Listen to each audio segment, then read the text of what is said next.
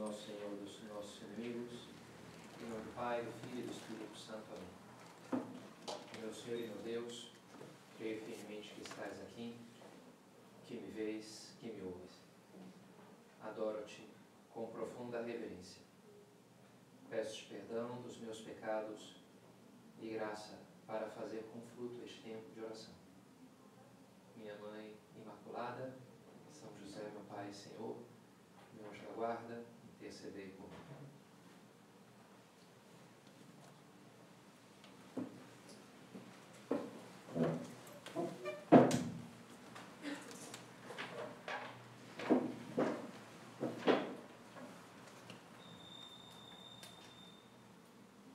Conhecetis veritatem, et veritas liberabit vos. Conheceis a verdade, e a verdade vos libertará. Recentemente, gostei muito desse livro do Lewis, chamado O Grande Divórcio.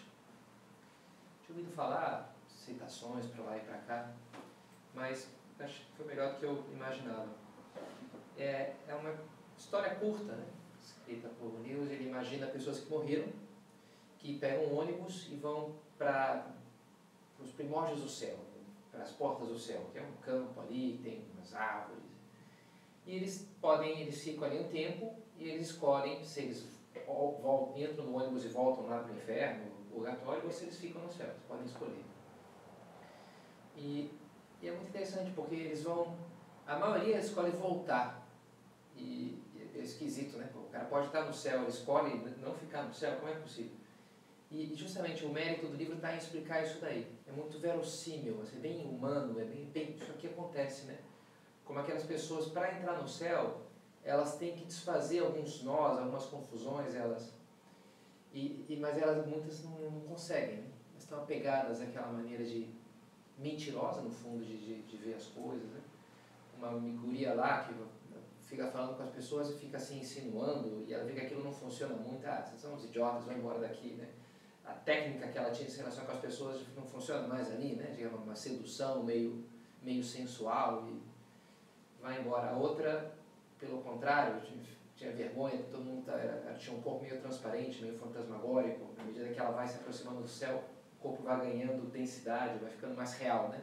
O inferno é um pouco irreal, o céu é a realidade mais real do que essa vida. Tem essa tese.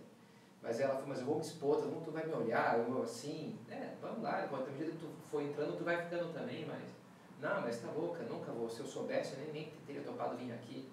Tu vai parar de pensar um pouco em ti. Não, mas não, como assim? E não topa, né? Porque ela tá...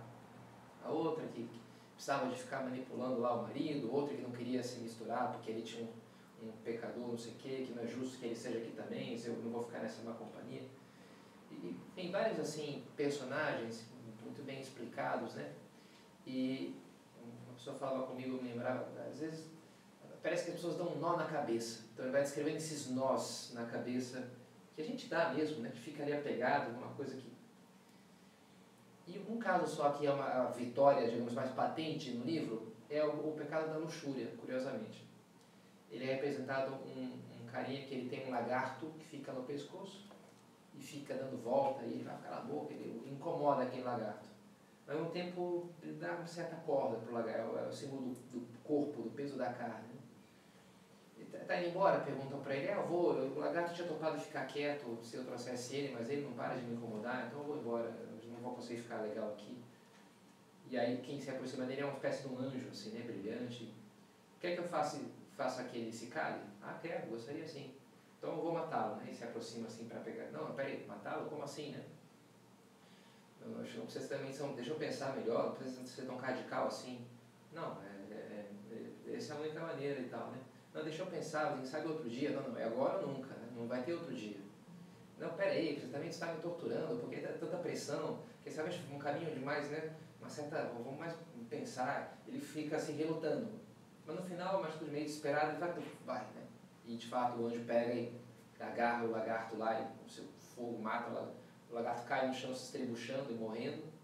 Mas daquele cadáver do lagarto brota um cavalo, um alazão poderoso, maravilhoso, que então nele sobe o rapaz daquele cavalo e vai cavalgando e entra no céu. Então uma imagem do corpo pecaminoso que se transforma no corpo glorioso. No corpo, assim, quando é purificado através da morte, a morte do homem velho, que produz, da qual nasce o homem novo. Né? Mas é interessante, né? Porque mostra essa indecisão, o medo, o apego ao pecado, que me leva a buscar argumentos falsos, mentiras pretensiosamente protetoras, mas na realidade me aprisionam. A prisão que a gente fica com que o pecado produz dentro de nós. Né? Lembrava aquelas palavras do Papa Paulo II: não tenhais medo, abri e escancarai as portas a Cristo, que ele dizia no começo do seu pontificado, e que o Papa Bento XVI comentava no começo do pontificado dele. Cristo não tira nada que há de nobre, belo e bom da vida, não tira nada e dá tudo. A gente, mas se eu abro mão disso, se eu deixo esse meu costume, se eu me exponho dessa maneira, se eu sou, né, se eu enfrento esse assunto, se vai doer, vão me arrancar uma parte, parece. Vão arrancar um parasita, não é que eu vou arrancar minha mão, não, é o lagarto ali que está. Mas aquilo parece, eu sinto como se fosse eu. Mas é preciso passar, é preciso desprender-se dessas coisas, né? Para através dessa morte do falso eu, brote, então, a nossa verdadeira personalidade. Sobre o que é essa meditação? Difícil de falar, enfim, não é tão, porque vocês já sabem a série que a gente está seguindo. Se fosse só pelo começo dela, ficaria difícil. Mas é sobre o 8º mandamento, né? Não mentir. É o 8º mandamento. E eu queria trazer a nossa consideração hoje, não tanto essa questão, sei lá, da mentira propriamente, de uma relação com as outras pessoas, mas, sobretudo, começar vendo como essa é uma batalha muito, assim, profunda da nossa vida espiritual. A batalha pela verdade. O enganar-nos a nós mesmos. Lutar por não enganarmos a nós mesmos. A luta pela verdade dentro de mim, do meu coração. Ser verdadeiro. Chegar a ser as pessoas no céu ali, do livro imaginado pelo Lewis, elas são verdadeiras. Antes elas são uma sombra de si mesmas, quando elas estão dominadas pelo pecado, né? Por uma mentira, por uma falsidade. Não sou eu, é uma versão falsa, falsificada de mim mesmo. E nesse sentido que eu queria falar a radicalidade desse mandamento, da importância dessa luta. Né? Ouvistes o que foi dito aos antigos: não jurarás falso, mas cumprirás os teus juramentos feitos ao Senhor. Ora, eu vos digo, não jureis de modo algum. Seja o vosso modo de falar sim, sim, não, não. O que vai além disso provém do maligno. Fico com confusões, com coisas que são... Mas não, seja claro, seja nítido. Sim, sim, não, não, pão, pão, queijo, queijo. O resto provém do maligno. O demônio é o pai da mentira, Jesus fala. É o pai desses rolos interiores, dessas confusões. Deus é a perfeita simplicidade. E a mentira é algo que vai nos subministrando, o demônio, que é uma espécie de droga. Agora se eu estou com uma dor interior, uma complicação, aí eu já busco uma desculpa, eu já atribuo uma culpa meio furada, eu já abro uma justificativa meio torta, e aquilo me traz um certo conforto psicológico. A psicologia atual fala da dissonância cognitiva, um conceito que é isso, quando a pessoa vai contra um valor seu, colou na prova, ela era radicalmente contra aquilo, e aquilo gera, né, ela brigou com não sei o que, teve uma atitude, aquilo gera um sofrimento interior, que eles chamam desse nome, né, dissonância cognitiva, e que ela vai ter que fazer alguma coisa com aquilo ali.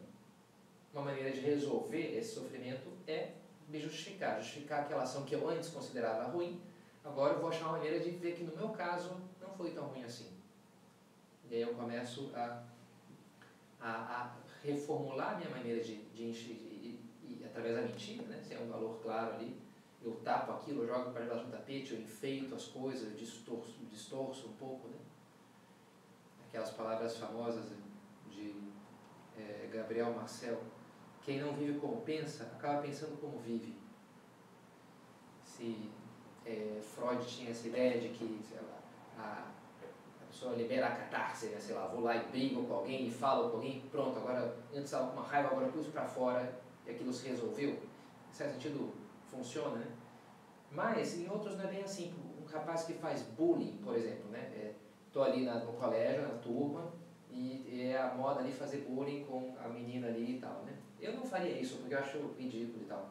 Mas para ser aceita pelas gurias mais populares ali, quem sabe, eu acabo entrando um pouco na onda. Ah, só uma coisinha. A minha tendência, depois disso, não é ficar, poxa, eu ficar com pena, porque eu me dou conta, porque eu me sinto culpada, porque eu fiz errado, né? Foi contra um valor claro meu, eu agi como uma idiota, né? A tendência para resolver essa dissonância cognitiva é começar a pensar pior dela. Interessante, né? Os estudiosos chegaram a essa conclusão.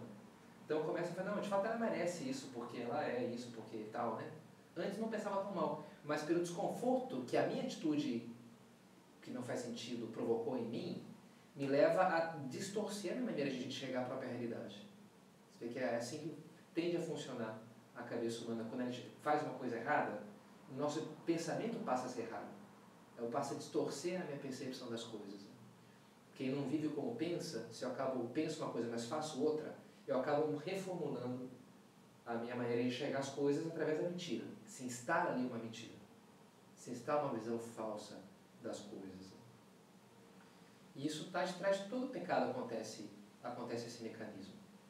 Por isso diz o Cântico dos Cânticos, caçai as pequenas raposas que destroem a vinha. Essa droga que o demônio vai nos ministrando e que, não, eu quero me desintoxicar, quero rascar essa pequena coisinha aqui que vai destruindo o meu interior, vai destruindo a minha conexão com a verdade. A gente acaba prisioneiro das nossas próprias mentiras. Um santo antigo, o santo Isaías, o solitário, ele diz assim, falando da malícia, do ódio, da inveja, das várias paixões desordenadas, todas essas coisas estão cheias de escuridão. São uma parede aprisionando a nossa miserável alma, uma parede de escuridão ao redor do nosso coração. Obstruem sua elevação e a previnem de se encontrar com Deus e impedem-na de bendizê-lo interiormente e rezar com doçura de coração e assim de receber a sua iluminação. Como resultado, o intelecto está sempre rodeado de escuridão e não consegue avançar na santidade porque não faz o esforço necessário para desenraizar esses pensamentos por meio do conhecimento espiritual. Interessante, né? Domingo passado foi aquela passagem que Jesus fala do pecado contra o Espírito Santo. Aqueles homens que, imaginam, tinham a pregação de Cristo diante de si, os milagres que Cristo fazia, e estavam fechados assim, e se fecharam. Pelo contrário, mataram o nosso Senhor. Tinham o melhor dos pregadores, a maior das provas. Né, Por quê? Porque isso, né, o pecado contra o Espírito Santo é atribuir aquilo tudo lá, é em virtude de Beelzebul que ele expulsa os demônios.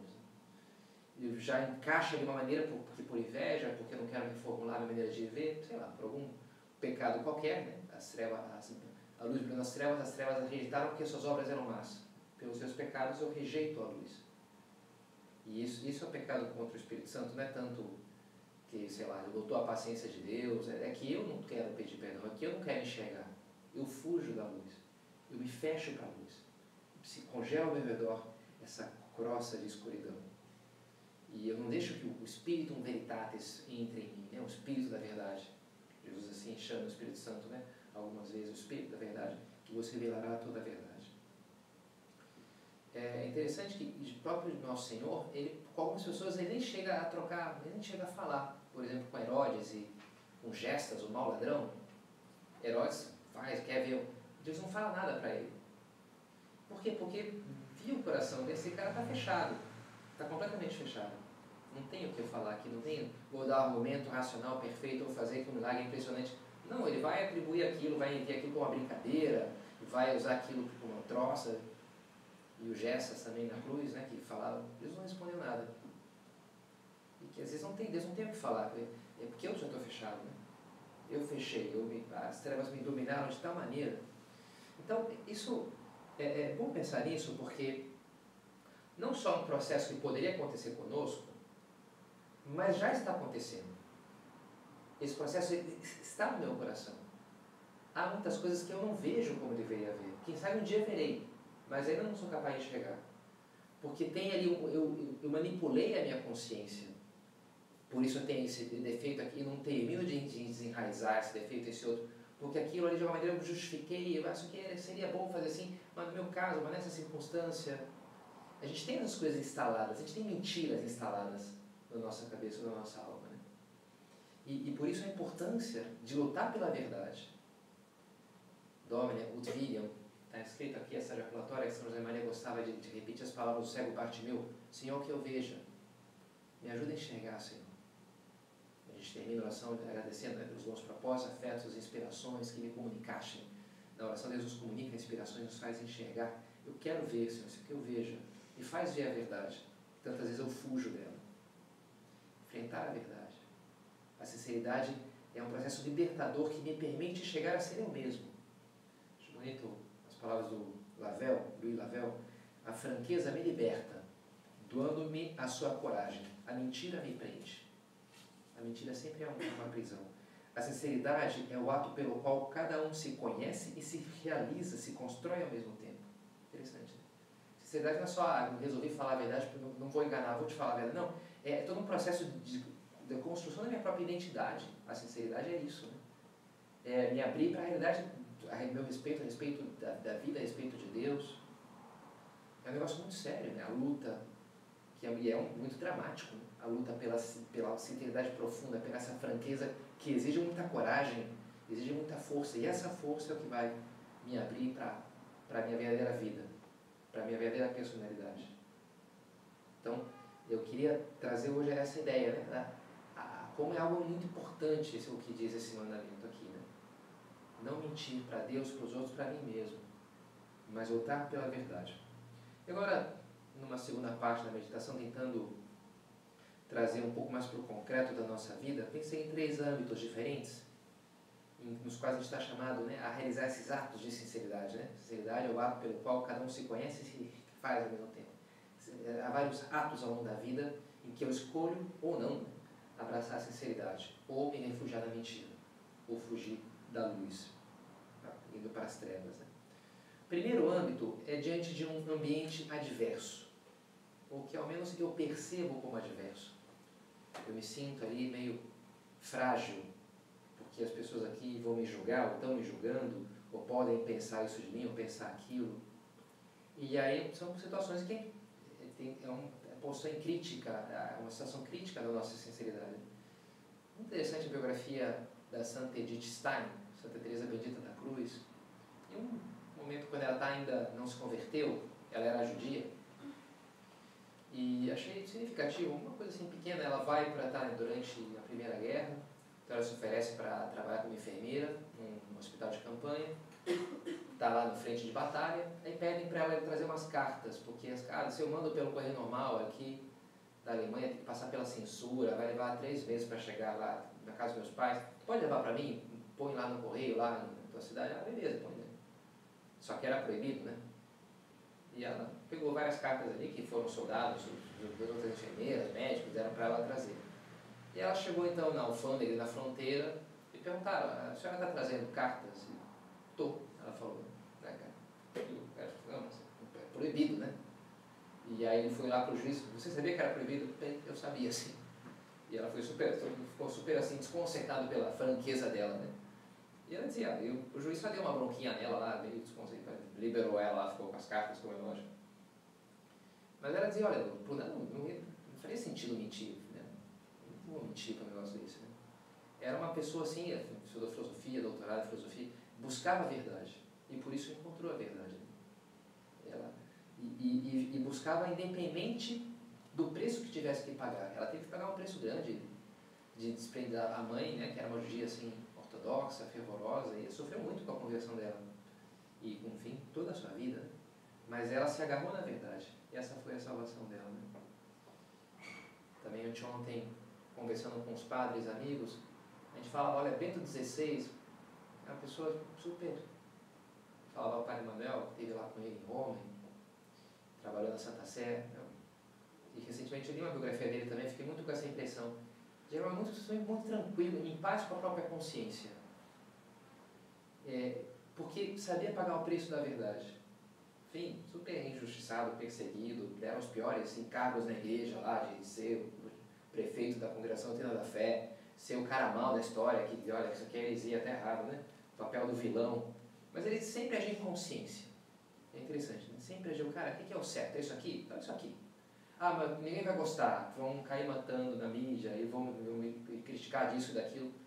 Eu tenho que fazer o que a minha consciência diz, né? O que eu vejo diante de Deus que é o certo. Isso a pessoa, sabe, envelhece super tranquilo, assim, sabe, dorme feliz, porque faz o que tem que fazer. porque é fiel à verdade. A mentira, o medo pode nos arrastar para a mentira de maneira muito perniciosa. O próprio São Pedro, que amava tanto o Nosso Senhor, não é verdade? E o nega por 3 vezes, diante da pressão ali, todo mundo conhece, também era discípulo dele, e aquilo lhe dói profundamente. Traiu o Senhor, tu me negarás 3 vezes, assim o fez. Pelo medo, né? Por ser covarde ali naquela hora. E diz, no ponto de São José Maria, fazias a tua oração diante de um crucifixo e tomaste a decisão. É melhor sofrer pela verdade do que a verdade ter que sofrer por mim. É a verdade. No fundo, eu sou a verdade, disse Jesus. Né? Ele se identifica com a verdade. Melhor eu sofrer do que fazer Deus sofrer, do que me desconectar da verdade, né? Me abraçar na mentira. Ele veio para dar testemunho da verdade, assim falava para Pilatos. Né? Eu vim ao mundo para dar testemunho da verdade. E ele é o primeiro testemunha. Testemunha, em grego, a palavra grega é mártir. Significa isso, né? Testemunha. Mártires aletheia, aletes, testemunha da verdade. Os mártires são isso, né? Que dão a sua vida pela verdade, por Cristo, dando testemunho daquilo que eles consideram ser verdadeiro, que é o nosso Senhor. E ele mesmo diz, aquele que me negar diante dos homens, também eu negarei diante dos anjos de Deus, aquele que me afirmar diante dos homens, me confessar, também eu confessarei. Se a gente o defende, ele nos defende. Ele, de alguma maneira, essa é a verdade que nos liberta. Se alguém quiser salvar a sua vida pelo caminho furado da mentira, de proteger-se, vai acabar perdendo a sua vida. Vai acabar vivendo pela metade, vai acabar... Agora, quem perder a sua vida por amor a mim, eu que sou a verdade, a gente poderia parafrasear, né? Eu, né? Abraço a verdade, ainda que me doa, ainda que eu vou morrer, ainda não interessa, né? Quem perder a sua vida por amor a mim, vai salvá-la. Não tenhas medo da verdade, ainda que a verdade te acarrete a morte, que ele é do ponto de caminho de São José Maria, né? Abraçar a verdade, quer abraçar Cristo, quer abraçar Deus. E sobretudo nesses momentos em que há essa pressão de um ambiente, aí se torna mais crítico, de fato, eu sou pela verdade ou não, né? Todo aquele que é da verdade escuta a minha voz, Jesus fala para Pilatos. Alguns dá a entender, né? Quem é da verdade. Como exemplo, tem alguns que são da mentira, né? Do bem e do mal, né? Um pouco assim, né? Quem é da verdade e quem não é da verdade. A luz e as trevas. Né? São João fala também, né? Caminhai na luz. Outrora erais trevas, agora sois luz do Senhor. Caminhai, portanto, na luz. A vida na sinceridade é esse caminhar na luz. Não fugir para as trevas. Vamos esconder um pouquinho, porque aqui seria muito difícil ser verdadeiro nesse ambiente, dizer a verdade nesse contexto. Não. Dizer a verdade. E depois, num ambiente adverso, diante de uma pressão, mas também com as pessoas próximas, né, nas relações com as pessoas que são importantes para nós, a quem amamos. Scott Hahn narra, quando ele era adolescente, meio delinquente, e aí ele roubou lá um disco, e aí enganou os policiais que prenderam ele, e aí veio o pai, e o pai não conseguiu enganar, né? E aí o pai, ao invés de dar uma bronca para ele só ficou patente, né? E voltaram para casa em silêncio, e ele dizia, olha, como eu gostaria que meu pai tivesse me dado uma bronca, uma surra, mas o que mais me custou foi voltar em silêncio, sabendo que meu pai sabia que o filho dele era um mentiroso e um ladrão, e ter traído a confiança do meu pai. E isso a gente pode fazer às vezes, né? Atrair a confiança das pessoas que são importantes para nós. E esse segundo âmbito, nas relações boas, nas relações amistosas, diz um autor, se você engana alguém, perde um dos maiores tesouros da vida, perde a capacidade de confiar. E sem confiança o amor não é possível. É interessante, né? A mentira faz com que o mentiroso passe a desconfiar das pessoas. Ele entra numa dinâmica da mentira. Então ele mesmo, eu tenho que ficar esperto, até porque ele tem que ficar calculando, né? Se eu falei, vou falar, está pensando isso, está pensando aquilo. Então ele começa a calcular também, mas não vou deixar que me enganem, né? Entra numa lógica que acaba distanciando das pessoas, que quebra essa coisa transparente, solta, fluida, desarmada, que é a condição para o amor, né? Que é a condição para estabelecer uma relação profunda com as pessoas. Quando eu coloco um escudo entre nós dois, quando eu coloco, né, uns filtros, o que eu vou falar? Que filtros eu tenho que pôr aqui nesse caminho, né? Essas máscaras que a gente acaba usando. Nesse ambiente aqui eu tenho essa máscara de guria legalzinha. Nesse ambiente eu sou um pouquinho mais aqui, né? descolada, não sei o quê, porque pega bem nesse aqui eu sou mais de direita, aqui eu sou mais de esquerda, aqui eu sou, sei lá, né? Quem sou eu, ao final das contas, né? No fundo, a pessoa acaba não tendo uma identidade, né? E acaba sendo, às vezes, um sofrimento bastante profundo. Porque nós nos entendemos a nossa identidade, construímos através, em grande parte, das relações mais significativas na nossa vida. Começar com os nossos pais, com os nossos irmãos, nossas amigas. Eu entendo quem eu sou, em grande parte, a partir das relações com essas pessoas. Agora, se eu não consigo ter nenhuma relação profunda com ninguém, porque todos têm vários filtros com todo mundo, né? Eu não construo nada, né? A franqueza é o que nos constrói, como a gente falava. Então, criar coragem para quebrar as nossas máscaras, mostrar-nos como somos. Não se trata de ser, sei lá, grosseiros, desagradáveis, eu sou assim mesmo. Não se trata de deixar de ver a caridade. Mas, ao mesmo tempo, ser franco, ser sinceros. Falando, sim, com a devida delicadeza, o que é preciso falar, mas não escondendo-se atrás de máscaras, que seria uma pena, né? Seria deixar de viver a nossa vida, deixar de estabelecer, viver o amor, no fundo, né? As amizades, as relações profundas que estamos chamados a ter com as pessoas. E se não faz sentido algum ficar enganando os homens, menos sentido ainda faria tentar enganar a Deus. E aí, então, um terceiro âmbito, né? Não só essa sinceridade diante de um ambiente adverso, depois diante de um ambiente amistoso, de pessoas que são importantes para nós e nos amam, que estamos chamados a amar, agora diante de Deus também. Diante de Deus, pelo contrário, né? Não faz o menor sentido enganar, pelo contrário, nos é de grande proveito ter um diálogo muito aberto, ser muito transparente, sobretudo diante de Deus. E isso implica o quê? Ter uma vida interior profunda, ter uma oração autêntica, muito autêntica. Como é bom, sabe, a gente desatar nossos nós mentais na oração mental, no momento de oração diante de Deus. Eu acho que devo ter tido umas 3 coisas nesses últimos dias, me lembrando assim, né? 3 momentos de que eu estou pensando tal coisa, caramba, isso aqui no fundo, por que eu estou implicando com isso aqui? No fundo isso é uma implicância, né? Porque o motivo que estaria justificado, mas no fundo não estou preocupado com isso, na verdade, né? É um motivo que eu me dou, mas no fundo eu estou apegado, implicando com uma regrinha que eu criei, mas não estou preocupado com aquilo que seria a justificativa para me ocupar desse assunto. Há uma desordem aqui, né? Já virou uma coisa, uma obsessão, um negócio assim. Não é por aí, né? Eu estou agora implicando, mas eu mesmo acabei de fazer isso ontem, e que contraste absurdo, estou pondo a culpa nessa pessoa, mas no fundo acho que é para fugir da minha própria culpa. Na oração a gente pode, sabe, fazer essas coisas, e é maravilhoso quando a gente faz isso, claro. É um desmascarar o nosso pecado, desmascarar, mas é muito libertador. Porque eu não fui sincero com essa pessoa. Eu fiz tal coisa só por uma vingançazinha, porque eu fiquei no fundo chateado por uma coisa de orgulho. E por isso que me incomoda, está me incomodando tanto essa situação. Não é por porque eu justiça, não, no fundo é porque eu sou um orgulhoso. Então eu enxergo as coisas, né? A oração é sensacional. Buscar, ir assim, realmente, né? Despir-nos diante do Senhor na oração. Olha, eu estou aqui, o Senhor me mostra. Domine ut videum. E quem fala oração mental, fala também exame de consciência, seja exame de consciência diário, seja exame para uma boa confissão.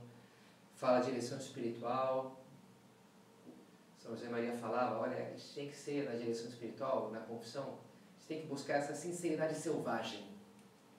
Usava um termo assim, interessante, né? Um padre amigo meu, o canal dele no YouTube, ele me perguntou como é que é sinceridade selvagem em latim, depois o nome dele. Não lembro agora, Ferotitas, não sei se Gélida, uma coisa assim, né? Ferox, Gélida, uma coisa assim, né? Legal, né? Isso é uma coisa selvagem, né? Um negócio assim, feroz, né? Legal, né? A pessoa chega e é muito bom, sabe? Com um diretor espiritual, com um confessor, quando chega alguém, solta ali um sapo, é o seguinte, né? Deixa eu vou lhe falar um negócio aqui que vai deixar o senhor de cabelo em pé. É difícil, né? Um padre, sei lá, né? Eu não sou tão velho assim, mas a gente já escutou de tudo. E já tal coisa, tá, né? Se foi assim ou foi assim, não, também, né? Sei lá, a gente já gera um certo calo, assim, que nem se espanta mais, escandaliza com nada, né? Não sei se é muito bom ou ruim, mas o fato é que é difícil escandalizar um padre, né? Que habitualmente escuta confissões e mas que bom, quando a pessoa está desarmada ali, ela está ali soltando, está falando tudo, está transparente. Que grande coisa, né? Porque aí pode crescer, né? A gente pode realmente dar passos sérios na vida espiritual. Então, vale a pena que a gente cultive esse bom espírito de exame na vida interior, nos meios de formação. Estou lendo algo, estou escutando uma homilia, pensar que isso aqui se aplica a mim? Será que eu a carapuça não serve? Sempre tem que ser essa a nossa atitude, né? Será que eu também não tenho em alguma? E assim que a gente vai abrindo para a verdade vai entrando e vai sendo capaz de nos transformar e de nos libertar. Pérez nos liberar do fosse.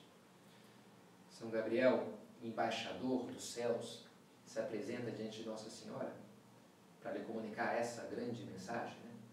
A redenção que se dará através dela, a vocação, ao mesmo tempo coincide com a vocação dela, se a mãe do Messias, mãe do Redentor. A princípio ela não entende. Como se fará isso se não conhece o varão? Ela fica um pouco confusa, porque ela tinha entendido uma coisa e agora isso aqui não batia com o que ela tinha entendido. Também não entende quando Jesus deixa eles aflitos. Jesus é adolescente, por 3 dias procurando Jesus, ele está lá no templo, encontra ele só depois de tempo. Por que fizeste isso conosco? 3 dias te buscávamos aflitos. Nossa Senhora, a princípio, não entende. Mas ela fala, ela pergunta, ela questiona. E aí sim, e com toda a confiança, e é o que tem resposta, é o que tem luz, e as coisas se esclarecem. Né? E assim pode, né, ter essa paz, essa harmonia interior de uma vida vivida junto à luz de Deus, não escondendo-se nas trevas, no medo, nos vícios. Então, terminemos olhando para ela. Sábado agora é Imaculado Coração de Maria. A gente pensa nesse coração onde brilha a luz de Deus, né? Não as trevas da mentira, dos vícios. Que ela nos ajude também a ter essa luz de Deus no nosso coração, para que possamos, né, deixar-nos guiar cada vez mais e melhor pela luz de Cristo.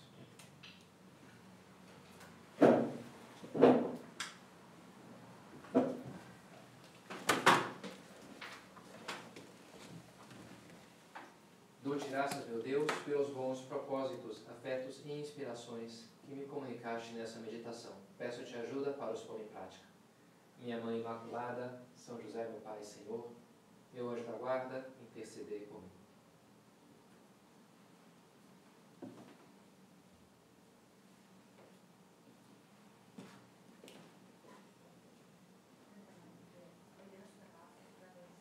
Rogai por nós.